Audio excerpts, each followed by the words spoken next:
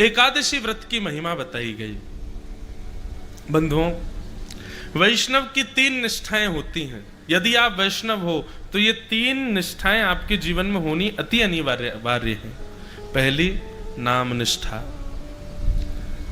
नाम नित्य जपा करो, चाहे कुछ हो जाए। मैंने एक दिन अपराध बताया था ना, अगर आप नाम जप से अधिक किसी अन्य क्रिया को मानेंगे तो ये अपराध है। नाम जप सबसे श्रेष्ठ है, इसलिए नित्य नाम जप जरूर किया करो ठाकुर जी का। सुबह करो, रात्रि में करो, चलते फिरते उठते बैठते कहीं भी करो। मंत्र का विधान है कि वो एक जगह बैठ के करना चाहिए, पर नाम तो आप अनवरत कभी भी कहीं भी बोल सकते हो, उसमें कोई दिक्कत नहीं। नाम जप, ये पहली निष्ठा है। दूसरी निष्ठा, तुलसी। या तो आपके कंठ में तुलसी हो या आपके अंग के कहीं भी, वैसे तो सबसे ज्यादा श्रेष्ठ गले को ही माना, कंठ में तुलसी का स्पर्श होना चाहिए। ये दूसरी वैष्णव की निष्ठा है। कंठी जरूर पहनो गले में, लेकिन फिर उसके बाद याद रखना, दूषित नहीं खा सकते आप कुछ भी। या तो ये प्रण ले लेना कि हम कुछ नहीं खाएंगे और कहीं और यदा कदा कभी चल जाएगा, कोई दिक्कत नहीं, तो कंठी उतार देना, मत पहनना। उसको पहनो तो फिर पूर्णता से ये बात निश्चित कर लेना, कंठ में जो जाए वो शुद्ध ही जाना चाहिए। और तीसरी निष्ठा होती है वैष्णव की एकादशी व्रत की निष्ठा। एकादशी के दिन बंधुओं अन्न में पाप का निवास होता है, इसलिए उस दिन अन्न का सेवन करना शास्त्रों में वर्ज्य बताया गया।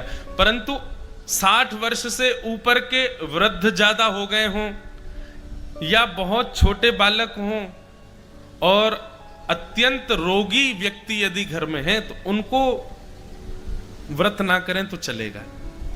परंतु आप बढ़िया हो, मुष्टुंडे बने हुए हो, बढ़िया हत्ते तगड़े हो, खा पी के खूब आनंद कर रहे हो, कोई दिक्कत नहीं है, तो अगर एकादशी नहीं करोगे तो पाप लगेगा। अच्छा, एक बात और, एकादशी के दिन व्रत ना करने से कौन सा पाप लगता है?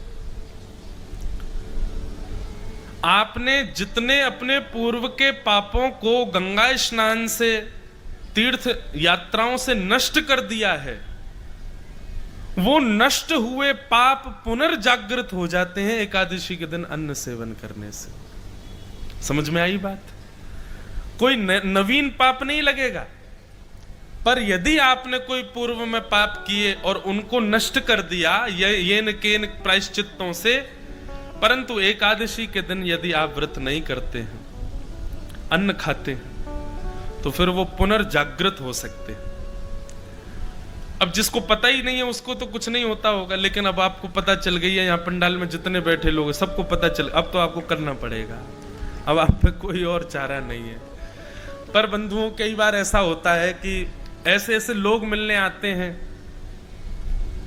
उनके घर वाले उनको जबरदस्ती खिलाते हैं, उनके घर वाले जबरदस्ती प्याज लहसुन बनाते हैं, क्या करें भाई? देखो, मैंने फिर वही बात कहूंगा, नाटक करना हम पे बहुत अच्छा आता है। एकादशी दिन वाले दिन ऐसा नाटक कर, हम डाइट पे हैं, आज हम केवल फल खाएंगे सुबह से शाम, हमको डॉक्टर ने कहा है। एकादशी के रूप में नहीं सही, डाइट के रूप में सही, फल खा लो, लेकिन एकादशी व्रत करो। सुनाता हूं, श्री नामदेव जी महाराज वो एकादशी व्रत के इतने बड़े निष्ठावान थे, वो खुद तो करते ही थे, उनको यदि पता चल जाए कि किसी के घर में रोटी बन रही है तो उसके घर पहुंच जाते थे, चूल्हे में जाके पानी फेंक के आते थे। बोले रोटी नहीं बनेगी आज, आज एकादशी है। अरे तो तुम अपने घर में करो, हमको क्यों रोक रहे हो? बोले नहीं, अगर मुझे पता चल जाएगा कि कोई रोटी खा रहा है तो मैं उसको खाने नहीं दूंगा, आज एकादशी है, आज व्रत करो। एक बार भगवान उनकी परीक्षा लेने के लिए एक ब्राह्मण का रूप धारण करके पहुंच गए, और भूख से व्याकुल ब्राह्मण, वयोवृद्ध ब्राह्मण का रूप धारण करके भगवान पहुंच गए और नामदेव जी के द्वार पर जाकर के ऐसे गिर पड़े जैसे भूखा प्यासा आदमी। नामदेव जी दौड़ करके गए, अरे अरे अरे संत पधारे, संत पधारे, पैर धो इनके, पैर धो, चंदन लगाओ, इत्र लगाओ, माला पहनाओ। ठाकुर जी बोले, अरे भैया ये सब मत करो। बोले क्या हुआ, आप इतने व्याकुल क्यों? बोले भूख लगी है, 4 दिन से कुछ पाया नहीं है मैंने, जल्दी मुझे रोटी सब्जी दाल चावल कुछ खिलाओ। नामदेव जी बोले आज तो एकादशी है, लीजिए सेब खाइए, केला खाइए, अमरूद खाइए, सब बढ़िया सुंदर सुंदर फल पाइए, भगवान रोटी तो नहीं मिलेगी आज। अरे कैसे आदमी हो तुम? तुम्हारे द्वार पर भूखा प्यासा व्यक्ति आ गया, तुम उसको रोक रहे हो, नहीं चाहिए फल वल नहीं खाने मुझे, भाई रोटी की भूख लगी है, दाल चावल खिलाओ। नामदेव जी बोले दाल चावल तो नहीं बनेंगे, अब एकादशी है आज। अरे तुम्हारे सामने वयोवृद्ध आदमी बेचारा 4 दिन का भूखा, प्राण निकल जाएंगे मेरे, कहीं मैं मर गया तो भूख के कारण। नामदेव जी बोले अच्छा है, एकादशी के दिन प्राण निकल जाएंगे, सीधे वैकुंठ ही जाओगे आप, ठाकुर जी द्वार खोलेंगे आपका, पर आज आप अन्न नहीं खा सकते। अब तो महाराज बात इतनी बढ़ गई कि आसपास के लोग आ गए, वो सब आकर के संत का हाथ पकड़े, बोले ये तो पाखंडी है, खुद भी व्रत करेगा, जबरदस्ती सब पे थोप के व्रत करवाता है, आप हमारे घर चलो, हमारे घर चलो, वहां रोटी सब्जी दाल चावल खा लेना। नामदेव जी ने चरण पकड़ लिए संत के, बोले जाने भी नहीं दूंगा, मेरे यहां आए हो यहीं रहोगे। ठाकुर जी ऐसा नाटक कर रहे हैं कि महाराज करते करते नाटक गिर पड़े और अपना पूरा शरीर कपाने लगे, बोले अगर मुझे 2-4 मिनट में भोजन नहीं मिला तो मेरे प्राण निकल जाएंगे। सब आसपास के लोग कहने लगे अरे नामदेव तो तुम्हारी एकादशी तुम करो ना, इनसे क्यों करवा रहे? बोले नहीं नहीं आप इनको बच्चों सब बैठ जाओ, कीर्तन करो कीर्तन करो, कीर्तन गाते गाते इनके प्राण निकल जाएंगे, बैकुंठ जाएंगे सीधे। ठाकुर जी देख रहे वो बारे नामदेव अंत तो गत्वा।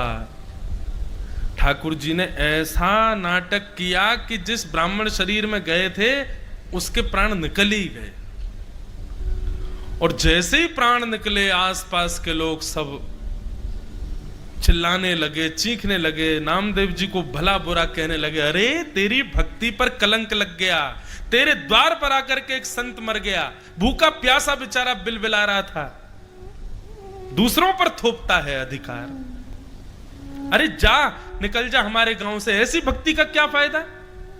नामदेव जी के नेत्रों से आंसू गिरने लगे, अपनी पत्नी से बच्चों से बोले हमारी वजह से इनके प्राण चले गए, पर दोष तो लग ही गया हमको, लेकिन हमने तो ठाकुर जी के नियम की रक्षा की है, कोई बात नहीं, अब अपने घर में ही आंगन में इनकी चिता लगाओ, उसमें इनको बैठाओ, और हम बच्चों सहित दोनों पति पत्नी भी इनके साथ अपने प्राण का त्याग करेंगे, हमारी वजह से हुआ।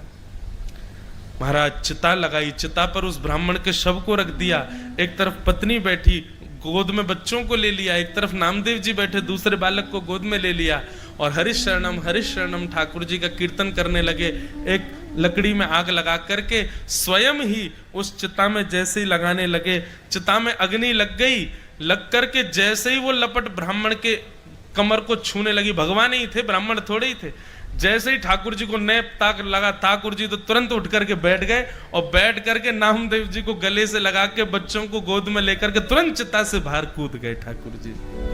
सब देखते रह गए, और देखते ही देखते वो ब्राह्मण साक्षात पंडरीनाथ श्री विठ्ठल भगवान के रूप में प्रकट हो गए, और नामदेव जी को अपने हृदय से लगा करके वहां से अंतर्ध्यान हो गए।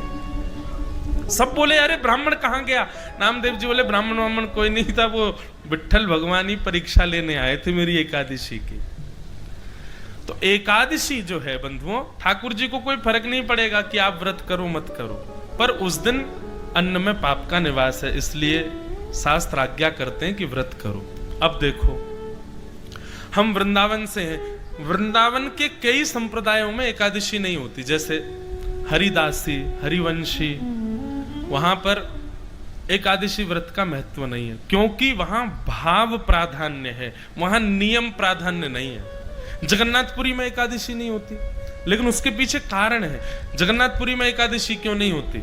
क्योंकि जगन्नाथपुरी में ऐसा नियम है कि वहां की रसोई में बनने वाला जो महाप्रसाद है वो कोई व्यक्ति नहीं बनाता है, कोई मानव नहीं बनाता है, स्वयं लक्ष्मी जी बनाती हैं, और लक्ष्मी जिसका स्पर्श कर दे उसमें पाप कभी नहीं रह सकता। इसलिए एकादशी के दिन आप महाप्रसाद जगन्नाथपुरी का पा सकते हो। अगर आप जगन्नाथपुरी में हैं एकादशी के दिन, तो बाहर पाओगे होटलों पे तो आपको पाप लगेगा, लेकिन मंदिर का प्रसाद आप पा सकते हो, उसमें कोई दोष नहीं।